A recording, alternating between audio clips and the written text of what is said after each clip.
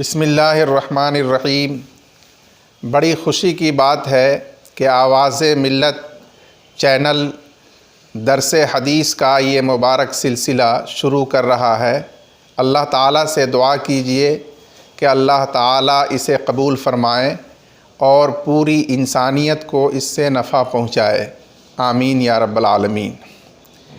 اس سلسلے کی پہلی نشست میں مناسب معلوم ہوتا ہے کہ حضرت امام اعظم ابو حنیفہ رحمۃ اللہ علیہ کے ایک قول کا ذکر کیا جائے۔ حضرت نے فرمایا ہے کہ اسلام کا دار و مدار 5 احادیث پر ہے، یعنی کل ذخیرہ احادیث میں سے 5 احادیث الاحادیث کی حیثیت سے حضرت نے متعین فرمائی ہیں، وہ کل ذخیرہ حدیث کا خلاصہ ہیں۔ ان پر عمل کرنا اور ان کے مطابق اپنی زندگی گزارنا گویا تمام احادیث پر عمل کرنے کے مرادف ہے، اور اس کے طفیل میں بقیہ احادیث پر عمل کی توفیق خود بخود میسر ہوتی ہے۔ ان میں پہلی حدیث حضرت عمر فاروق رضی اللہ تعالی عنہ سے روایت ہے۔ اللہ کے رسول صلی اللہ علیہ وسلم نے ارشاد فرمایا، انما الاعمال بالنیات، نیک اعمال کا دار و مدار نیتوں پر ہے۔ اچھی نیت سے،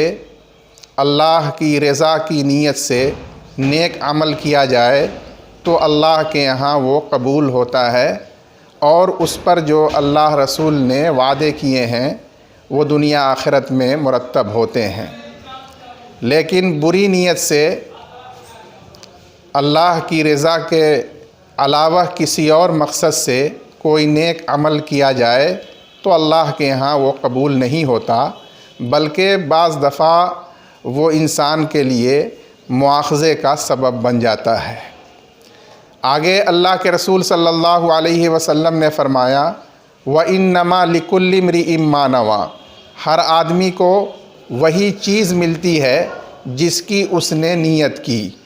یعنی عمل کا ثمرہ اور نتیجہ انسان کی نیت کے تحت ہوتا ہے۔ اچھی نیت سے جو عمل کیا گیا اس کا اچھا ثمرہ ملتا ہے، اور غلط نیت سے جو عمل کیا گیا اس کا غلط ثمرہ انسان کو ملتا ہے۔ بہرحال جو ثمرہ عمل کا ہے آدمی کے ارادے اور نیت میں، وہ ہر حال میں اس عمل پر اس کو مل کے رہتا ہے۔ ایک مثال سے اللہ کے رسول صلی اللہ علیہ وسلم نے اس کی وضاحت کرتے ہوئے فرمایا، فمن کانت ہجرتہ الی اللہ ورسولہ فہجرتہ الی اللہ ورسولہ، جس آدمی نے ہجرت جیسا نیک عمل اللہ کی رضا کے لیے اللہ کے رسول کے اتباع میں کیا تو اس کا اجر و ثواب اس کو ملے گا، اللہ کی رضا اسے حاصل ہوگی۔ ومن کانت ہجرتہ الی دنیا یصیبھا او الی امرأۃ ینکحھا فہجرتہ الی ما ہاجر الیہ۔ اس کے مقابلے میں اگر ہجرت جیسا نیک عمل کسی نے دنیاوی اغراض کے لیے، دنیا کی دولت، دنیا کے منصب کے لیے کیا،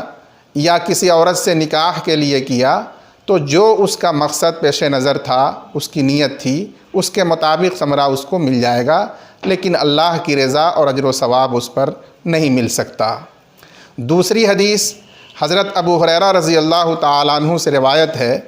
اللہ کے رسول صلی اللہ علیہ وسلم نے ارشاد فرمایا، من حسن اسلام المرء ترکہ ما لا یعنی، آدمی کے اسلام کا حسن یہ ہے، کمال یہ ہے کہ لا یعنی چیزوں کو چھوڑ دے۔ لا یعنی کا مطلب وہ حرکتیں، وہ باتیں جن سے دنیا آخرت کا کوئی فائدہ نہیں ہوتا، اس سے نہ اپنی کوئی مصلحت وابستہ ہوتی ہے، نہ کسی دوسرے کا اس میں کوئی منفعت یا کوئی فائدہ ہوتا ہے۔ ایسے ہر عمل کو لا یعنی کہا جاتا ہے۔ اس لا یعنی کو چھوڑ دینا اسلام کا حسن ہے۔ اس حدیث شریف کا درس یہی ہے کہ آدمی اپنے اوقات کی مکمل حفاظت کرے اور تضییع اوقات سے مکمل طور پر خود کو دور رکھے۔ تیسری حدیث حضرت جابر ابن عبداللہ رضی اللہ تعالیٰ عنہ سے روایت ہے کہ اللہ کے رسول صلی اللہ علیہ وسلم نے ارشاد فرمایا، لا یؤمن احدکم حتی یحب لأخیہ ما یحب لنفسہ، کہ جب تک تم میں سے کوئی شخص اپنے بھائی کے لیے وہی چیز پسند نہ کرے جو وہ اپنے لیے پسند کرتا ہے، اس وقت تک وہ مومن کامل نہیں ہو سکتا۔ یعنی جو رویہ، جو سلوک، جو معاملہ یا جو اچھی چیز انسان اپنے لیے پسند کرتا ہے، اسے چاہیے کہ وہ اپنے دوسرے بھائیوں کے لیے بھی اسی طرح کا رویہ،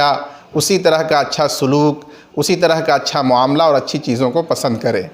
اس حدیث کا درس یہ ہے کہ انسان میں دوسرے کے تئیں خیر خواہی اور خلوص کا جذبہ ہونا چاہیے، اور دوسروں کو اپنی جگہ رکھ کر دیکھنے کا مزاج بننا چاہیے۔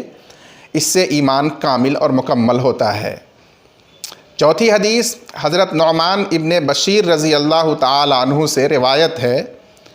انہوں نے فرمایا کہ سرکار دو عالم صلی اللہ علیہ وسلم نے ارشاد فرمایا، الحلال بین والحرام بین، حلال واضح ہے اور حرام بھی واضح ہے۔ یعنی مذہب اسلام میں جو چیزیں موٹی موٹی حلال ہیں وہ بھی ظاہر ہیں، سب کو معلوم ہیں، جو چیزیں موٹی موٹی حرام ہیں وہ بھی ظاہر ہیں، سب کو معلوم ہیں۔ وَبَيْنَهُمَا مُشْتَبِهَاتٌ لَا يَعْلَمُهَا كَثِيرٌ مِّنَ النَّاسِ، اور حلال و حرام کے درمیان کچھ چیزیں مشکوک ہیں، مشتبہ ہیں، جنہیں بہت سے لوگ نہیں جانتے کہ وہ حلال ہیں یا حرام ہیں۔ ایسے مشتبہ امور کے بارے میں اللہ کے رسول صلی اللہ علیہ وسلم کی ہدایت ہے، فَمَنِ اتَّقَى الشُّبُهَاتِ اسْتَبْرَأَ لِدِينِهِ وَعِرْضِهِ، جو ان مشتبہ امور سے بچے، خود کو دور رکھے، وہ اپنے دین اور اپنی عزت دونوں کو محفوظ رکھے گا۔ وَمَنْ وَقَعَ فِي الشُّبُهَاتِ وَقَعَ فِي الْحَرَامِ، اور جو ان مشکوک و مشتبہ چیزوں میں مبتلا ہو وہ انجام کار بالآخر حرام میں مبتلا ہو جائے گا۔ پھر آپ نے اس کی مثال دی، کالراعی یرعیٰ حول الحمى یوشک ان یقع فیہ، جیسے کوئی چرواہا مخصوص چراگاہ کے ارد گرد اپنے جانور کو چراتا ہے تو عنقریب اس کا جانور اس مخصوص چراگاہ میں جو ممنوع ہوتی ہے اس میں جا کر واقع ہو جاتے ہیں، اور اس کا وبال اور اس کی سزا اس چرواہے کو بھگتنی پڑتی ہے۔ اسی طرح سے اللہ کے رسول صلی اللہ علیہ وسلم نے فرمایا کہ ہر بادشاہ کی ایک مخصوص چراگاہ ہوتی ہے، اور اللہ کی مخصوص چراگاہ، ممنوع ایریا، وہ اللہ کے حرام کردہ امور ہیں، محارم ہیں، لہٰذا اس سے مکمل اجتناب کرنا چاہیے، اور اس سے مکمل اجتناب کے لیے ضروری ہے کہ اس کے ارد گرد جو مشتبہ امور ہیں جن کے بارے میں ہمیں نہیں معلوم کہ یہ حلال ہیں یا حرام ہیں، تو ان سے بھی بچنا ضروری ہے۔ اس حدیث کا درس یہی ہے کہ انسان کو ورع اور تقوی اور احتیاط والی زندگی گزارنی چاہیے تاکہ وہ قطعی حرام چیزوں سے مکمل اجتناب کرنے والا ہو سکے۔ آگے اس حدیث میں آپ صلی اللہ علیہ وسلم نے ایک عجیب بات ارشاد فرمائی کہ حرام اور مشتبہ امور سے بچتا ہے جب انسان اور صرف حلال ہی سے اپنی ضرورت کو پوری کرتا ہے تو اس کے نتیجے میں اس کے قلب کی اصلاح ہوتی ہے، اور جب قلب کی اصلاح ہو جاتی ہے تو پھر پورے آدمی کے افعال، اقوال اور تمام حرکات، سکنات یہ خود بخود صحیح اور شریعت کے عین مطابق صادر ہوتے ہیں۔ اللہ کے رسول صلی اللہ علیہ وسلم نے فرمایا کہ دیکھو، جسم کے اندر گوشت کی ایک بوٹی ہے، جب وہ درست ہو جائے تو پورا جسم درست ہوتا ہے، اور جب وہ خراب ہو جائے تو پورا جسم خراب ہو جاتا ہے۔ یاد رکھنا کہ وہ بوٹی انسان کا دل ہے۔ یہاں اس حدیث کا درس یہی ہے کہ آدمی کو حلال چیزوں سے اپنی ضرورت پوری کرنی چاہیے، اور حرام اور مشتبہ امور سے مکمل احتیاط رکھنا چاہیے۔ اس سے دل کا صلاح، دل کا فلاح ہے، اور اسی سے انسان کی زندگی شریعت کے منشا کے مطابق گزرتی ہے۔ اس کے بعد پانچویں حدیث حضرت انس ابن مالک رضی اللہ تعالیٰ عنہ سے روایت ہے کہ رسول اللہ صلی اللہ علیہ وسلم نے ارشاد فرمایا، المسلم من سلم المسلمون من لسانہ ویدہ، مسلمان وہ ہے جس کی زبان اور جس کے ہاتھ سے عام مسلمان محفوظ رہیں۔ بعض روایتوں میں عام انسان کا ذکر ہے، گویا انسان کوئی بھی ہو اس کو اپنی زبان سے یا اپنے ہاتھ سے کسی طرح کی تکلیف پہنچانا، کسی طرح کی ایذا پہنچانا، یہ اسلامی تعلیم کے خلاف ہے، یہ اسلام کے کمال کے منافی حرکت ہے۔ ان احادیث پر غور کرنے سے معلوم ہوتا ہے